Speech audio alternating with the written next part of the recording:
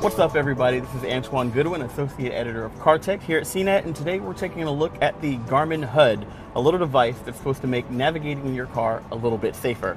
Now, HUD stands for head-up display, and you'll actually mount this little LED display on your dashboard so that it'll project those turn-by-turn directions right up into your line of sight where you can see them without looking away from the road. In the box, you'll actually get a plastic reflector shield and a reflective film that you can choose from to reflect these directions off of, so they kind of look like little holograms floating in front of you. Now, this is the reflective plastic lens, and it actually, with a little bit of difficulty, snaps on. And when you view the directions through the shield, you can actually see the directions right side up and floating sort of in midair right before your eyes.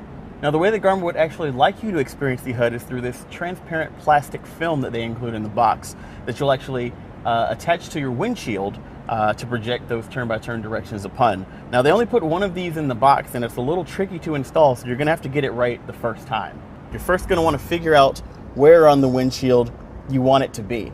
The next thing you're going to want to do is wet the windshield down really good so that we can move it around a little bit as we install. The next step is to actually peel off the backing. It's marked with a white flag. Just kind of peel that off and then start applying the HUD to your windshield. Now, when the windshield's wet, you still get a little bit of leeway in repositioning it. So here's your time to kind of figure out where exactly you want it to be. Once you've got it lined up, you're going to want to take a credit card or something and actually sort of squeegee all the bubbles out from under it so that it's perfectly flat to the windshield. And then the last step is just grab the green tab and pull off the front protective film. Now, the last bit's actually the easiest part. Just peel off the protective backing to expose the sticky back panel on the HUD, and then you take it and actually just put it on your dashboard so that the numbers reflect up through the thing. Now, the HUD's base actually has a little bit of swivel and a little bit of twist to give you some flexibility to mounting. This flexible pad also bends a little bit to better contour around your dashboard. So that'll actually help you get it good and secure so it doesn't go flying if you actually have to make a quick turn. Now, on the unit itself, you've actually got a power cable right here that plugs into the 12-volt adapter. That adapter has a built-in USB port on the back of it so you can keep your smartphone charged while you navigate. Over on the other side, you've got a small power button, but you probably won't have to worry about that much because when your vehicle turns on and off when it's plugged into your cigarette lighter, the HUD should actually turn on and off with it. So generally speaking, you don't really have to futz with this much after you've got it set up. Now, on the front, you've got a photo cell right here that's going to measure the amount of ambient light so that the display doesn't get blown out during the daytime, but it doesn't dazzle you during the night. It will automatically adjust its brightness as needed.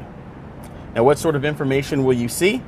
You'll actually see an arrow that will show you where you need to go and what direction your upcoming turn is. It's a pretty complex arrow.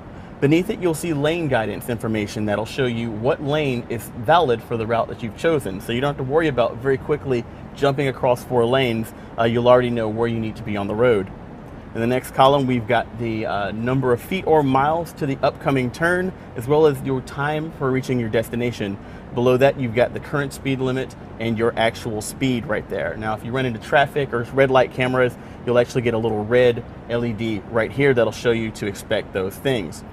Now, while all of this is going on, the Navigon or Garmin Street Pilot app is going to be running on your smartphone, giving you the turn-by-turn directions and supplying them to the Garmin HUD. The verbal part of those turn-by-turn directions will either come out of your smartphone, or if you're paired to your car stereo via Bluetooth or an auxiliary cable, through your car speakers. So you can kind of get it both ways here. Now, the Garmin HUD has an MSRP of $149.99, and the Garmin Street Pilot or Navigon app that you're going to need to actually run it is going to run you an extra $50. So that's about $200 to get going with this head-up display navigation.